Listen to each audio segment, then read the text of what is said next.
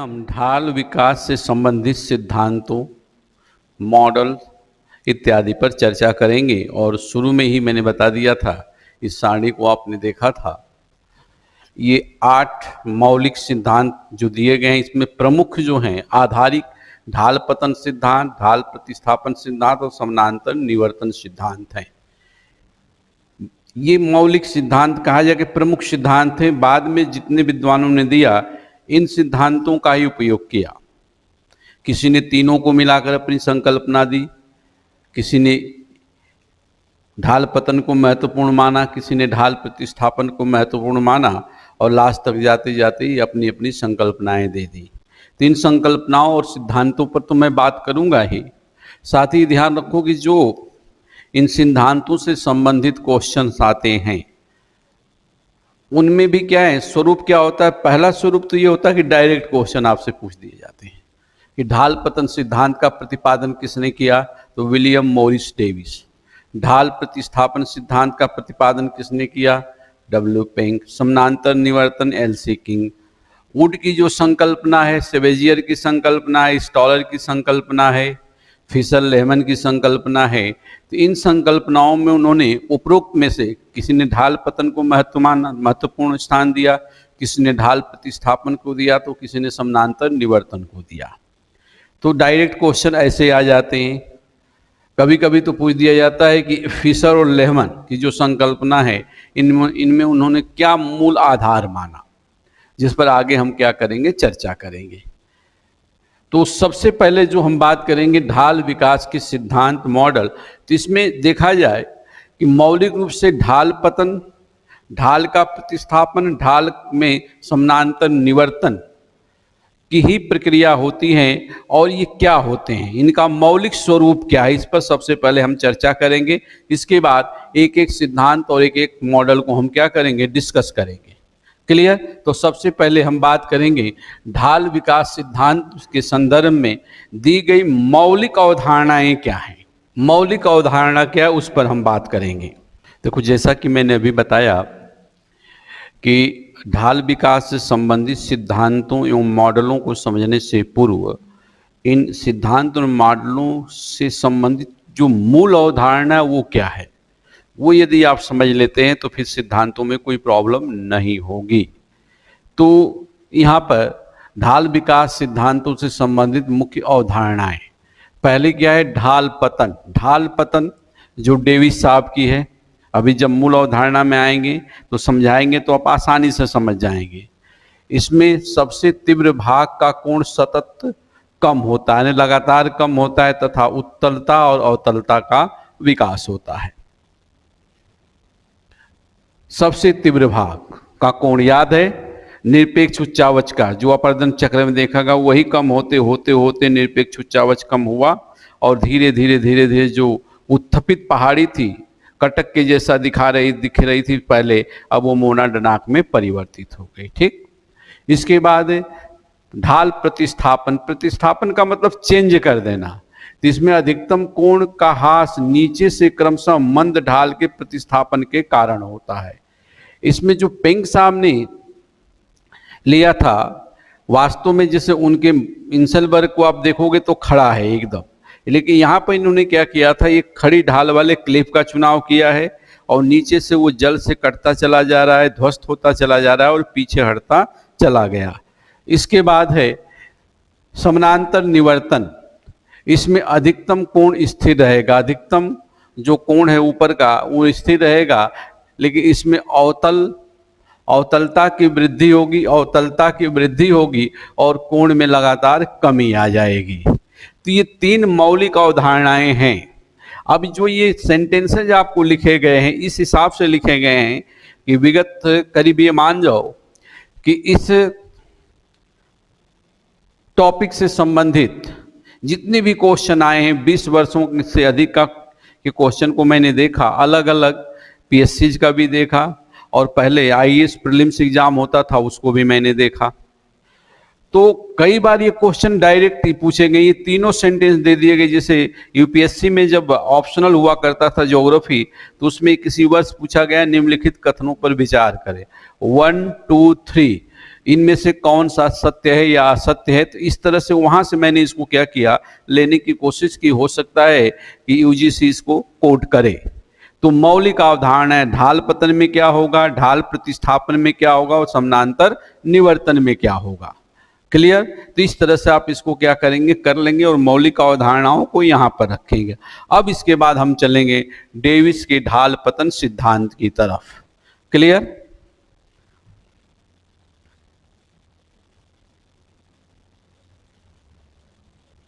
Davis का ढाल पतन सिद्धांत, पूरा नाम क्या है इनका, विलियम मॉरिस डेविस। जब इन्होंने अपने अपर्दन चक्र के सिद्धांत का प्रतिपादन किया तो उसी समय ढाल पतन को ही उन्होंने स्पष्ट किया। अगर इसको एक सेंटेंस दिया जाए तो ये कहा जा सकता है कि डेविस के ढाल पतन के सिद्धांत का आधार इनके अपर्दन चक्र के सिद्धांत में ही परिलक्षित होता है। इन्होंने क्या बताया कि जैसे जैसे अपर्दन चक्र आगे बढ़ता है, स्थलाकृति अपने ढाल में परिवर्तन करते हुए आगे बढ़ती है। ढाल में परिवर्तन करते हुए आगे बढ़ती हैं। जब हमने देखा था वहां पर कि ये प्रवृत्ति है, प्रवृत्तियां क्या थी, ऐसे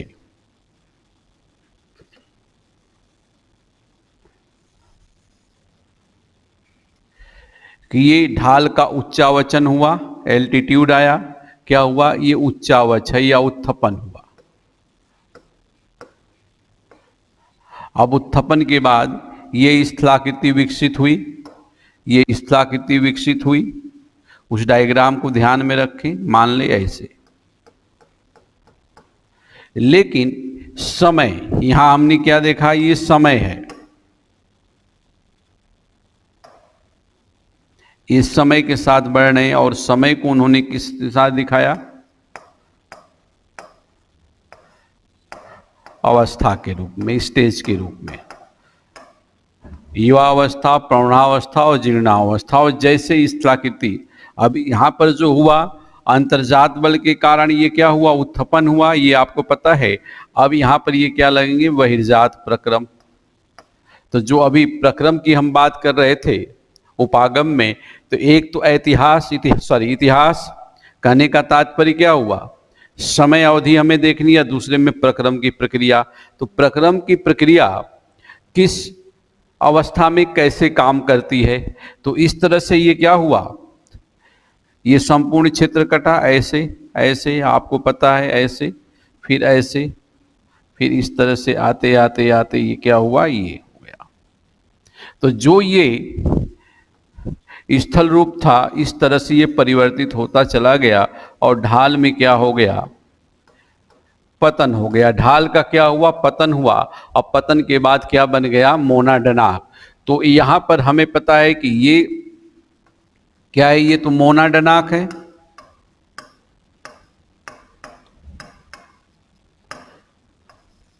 और ये जो ढाल पतन होने के बाद ये जो स्वरूप बना, आपको पता है ये क्या है, पेनी प्लेन है, पेनी प्लेन है। क्लियर। तो ढाल का पतन हुआ, धीरे धीरे ढाल प्रक्रम के द्वारा क्या हुआ, पूरी तरह से समाप्त होकर ये स्थलाकृति पेनी प्लेन में परिवर्तित हो गई। अब इसमें जब हमने देखा था कि जो युवा अवस्था, तीन अवस्थाएं हमें देखनी थी। प्रथम क्या है, युवा अवस्था। तो प्रथम अवस्था में जो हमने लिया था,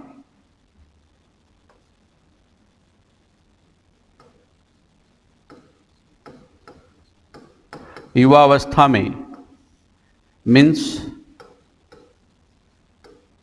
youthful stage,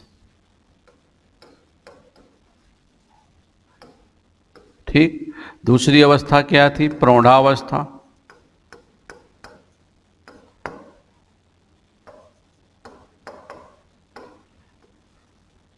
mature stage.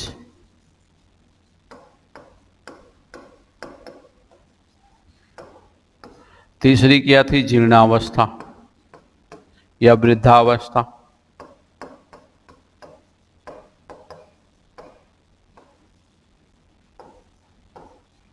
Old stage. अब तीनों ही अवस्थाओं में अगर हम देखते हैं कि युवावस्था में प्रवृत्ति क्या है, प्रौढ़ावस्था में क्या है, जीर्णावस्था में क्या है, तो युवावस्था में आपने देखा क्या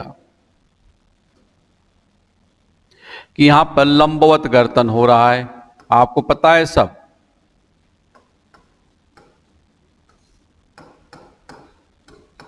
लंबवत गर्तन हो रहा है, यहां पर लंबवत के साथ साथ पार्श्वीय पार्श्वी गर्तन भी हो रहा है, यानी कटाव हो रहा है। और यहां पर लंबवत गर्तन समाप्त हो गया, पार्श्वी ही चल रहा है, पार्श्वी कटाव चल रहा है।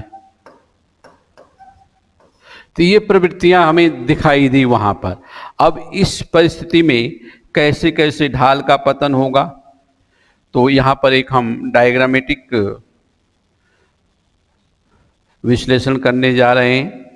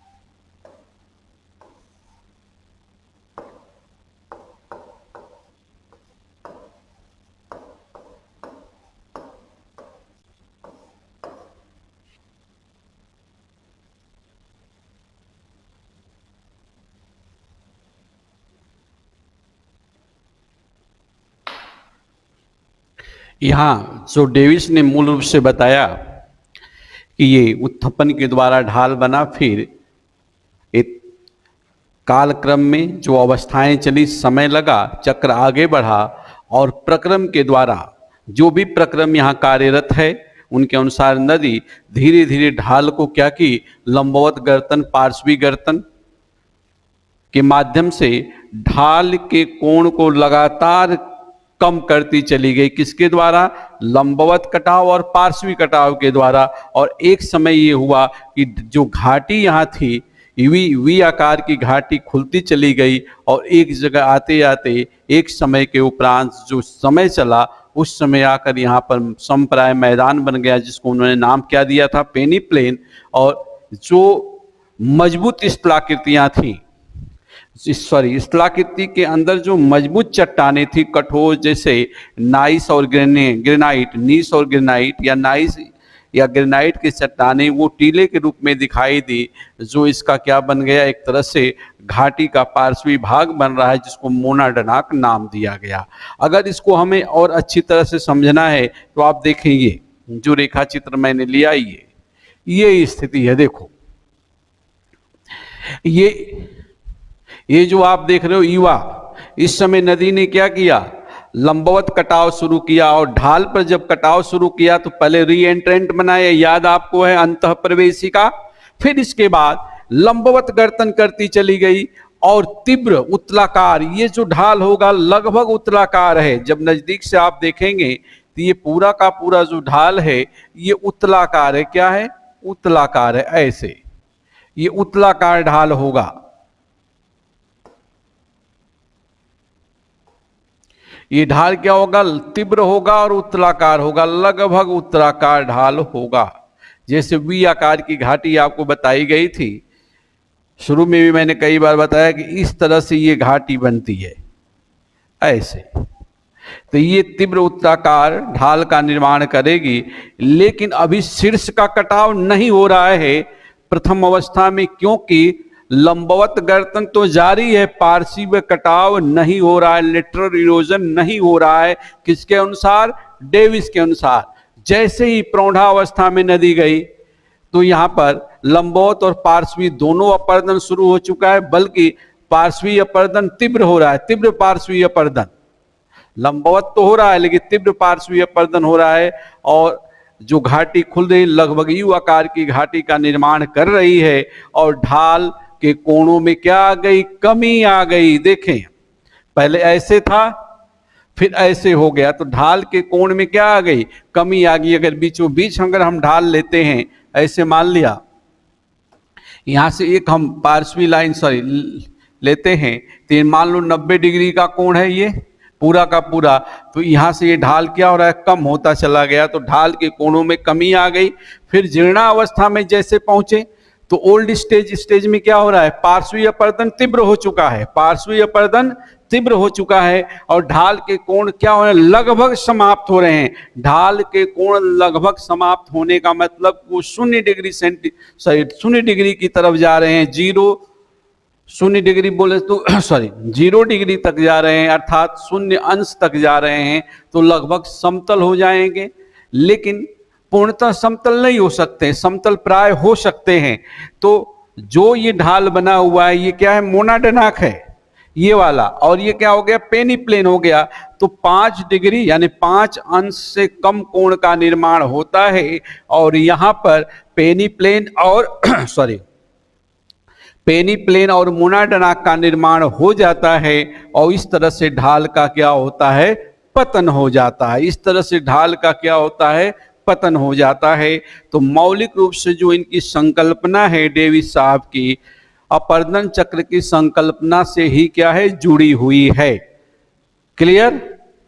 अब इस संदर्भ में देखो, डेविस ने जो ढाल विकास की प्रक्रिया है, डेविस ने इसमें 2 संकल्पनाओं का और प्रतिपादन किया, 2 संकल्पनाओं का और प्रतिपादन किया, जो अभी चर्चा हम करेंगे।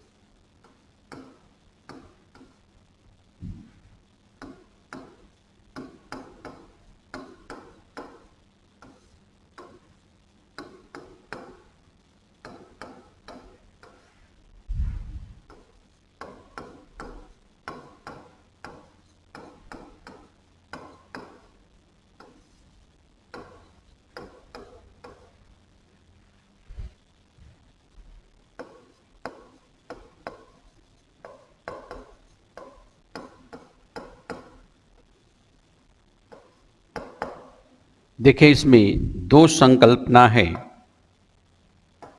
पहली क्या है? परवणित अपशिष्ट चादर की संकल्पना। तो पहले इसको आप समझ लो। वैसे तो क्वेश्चन आपके पास जो आएगा सीधे पूछ देगा कि संकल्पना का प्रतिपादन किसने किया, तो विलियम मॉरिस डेविस ने। अपशिष्ट प्रमाणित जो अपशिष्ट चादर संकल्पना क्या है, तो देखो जैसे मान लिया कि कोई, इसको थोड़ा सा मैं इधर कर रहा हूं,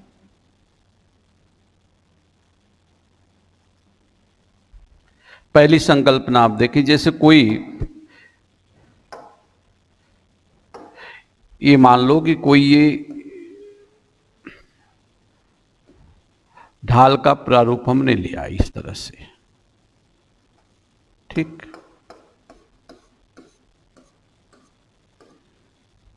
तो अनाच्छादन के प्रक्रम के कारण, जो अनाच्छादन का प्रक्रम हो रहा है यहां पर, इससे बड़ी मात्रा में रेगोलिथ, मान लो ये रेगोलिथ है।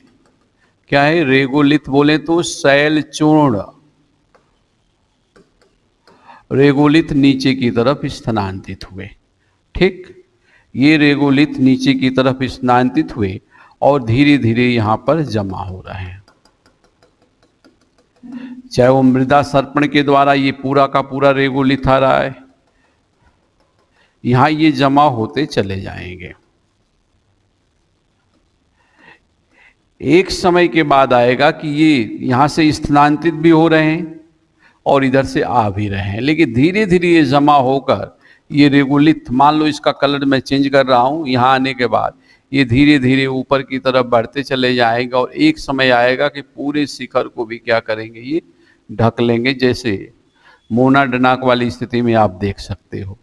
तो इस तरह से क्या हो गया कि ये पूरी तरह से इस पूरी प्रवणता पर, जो ढाल प्रवणता है, इस पर क्या हुआ, अपशिष्ट चादर आ गया पूरी ऊपर से नीचे तक, और इस तरह से ये उत्तल जो ढाल था ये लगभग समाप्त हो जाएगा। लगभग क्या होगा, समाप्त होगा, लेकिन फिर कटाव की प्रक्रिया इसमें शुरू हो जाएगी। तो आपको ध्यान रखना है, प्रमाणित अपशिष्ट चादर की संकल्पना किसने प्रस्तुत की, तो विलियम मॉरिस डेविस ने ढाल विकास के सिद्धांत के संदर्भ में। यहां से कटाव होगा, फिर ये मैग्मा क्या करेगा, धीरे यहां जमा हो, कुछ मैग्मा बाहर भी मैग्मा नहीं, अवशिष्ट, कहने का मतलब जो मलबा है ये बाहर भी जा रहा है और कुछ यहाँ जमा होते चला भी जा रहा है और धीरे धीरे ऊपर की तरफ बढ़ता चला जाएगा और पूरी तरह से इस ढाल को क्या करेगा, ओवरलैप करेगा, कहने का मतलब ढक लेगा। क्लियर? प्रमाणित घाटी पार्श्व की संकल्पना का जहां तक संदर्भ है, तो ये आप अच्छी तरह से आप जानते हैं।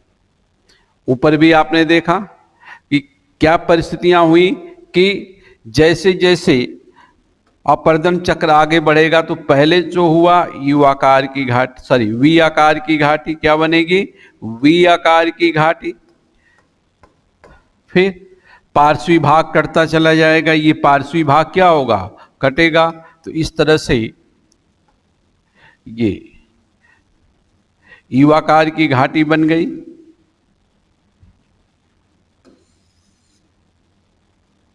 ये घाटी किस में परिवर्तित हो गई, यू आकार में, मान लिया ऐसे।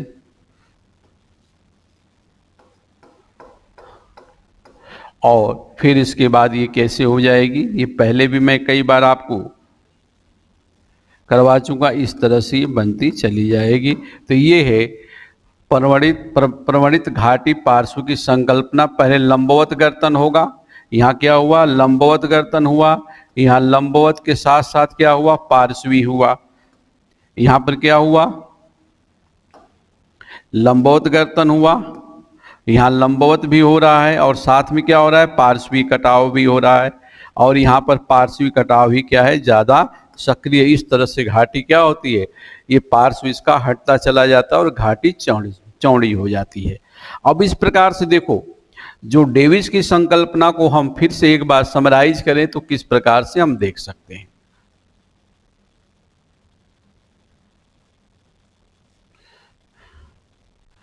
पहले डेविस की संकल्पना का नाम क्या है, ढाल पतन सिद्धांत। इनकी संकल्पना को हम उनकी मौलिक संकल्पना अपर्दन चक्र से जोड़ सकते हैं। तो समय के साथ प्रक्रम जारी रहता है और धीरे धीरे जो ढाल है उनका पतन होता है। एक समय पास स्थलाकृति अपने ढाल को खो देती है और पेनी प्लेन में परिवर्तित हो जाती है। तो युवावस्था, प्रौढ़ावस्था, जीर्णावस्था की स्थिति क्या है, तो ये आपने देख लिया, पूरी परिस्थिति आपके पास आ गई। युवावस्था में क्या हुआ, प्रौढ़ावस्था में क्या हुआ, जीर्णावस्था में क्या हुआ। इसके बाद यहाँ पर हम आ गए कि डेविस ने इस संदर्भ में दो संकल्पनाएं प्रतिपादित की। प्रवणित अपशिष्ट चादर की संकल्पना, ये डायरेक्ट आपसे पूछा गया है कई बार कि प्रवणित अपशिष्ट चादर की संकल्पना किसने प्रस्तुत किया, तो डेविस साहब ने। किस संदर्भ में, ढाल विकास के। प्रवणित घाटित पार्श्व की संकल्पना, ये तो यहाँ का संदर्भ आपको समझ में आ गया कि मलबा आएगा, धीरे धीरे धीरे धीरे जमा होते होते इस शिखर तक जाने का प्रयास करेगा। इसके बाद फिर यहाँ पर हमने क्या देखा, लंबवत अपर्दन हुआ तो तीव्र ढाल वाली घाटी बनी। इसका नाम क्या, वी आकार की घाटी। फिर पार्श्वी कटाव होते होते घाटी खुल गई और इस तरह से स्थलाकृति अपने ढाल को क्या करेगी, खो देगी। तो इस प्रकार से ढाल का क्या हो जाएगा, पतन हो जाएगा। क्लियर। अब इसके बाद हम बात करेंगे किसकी, पेंग।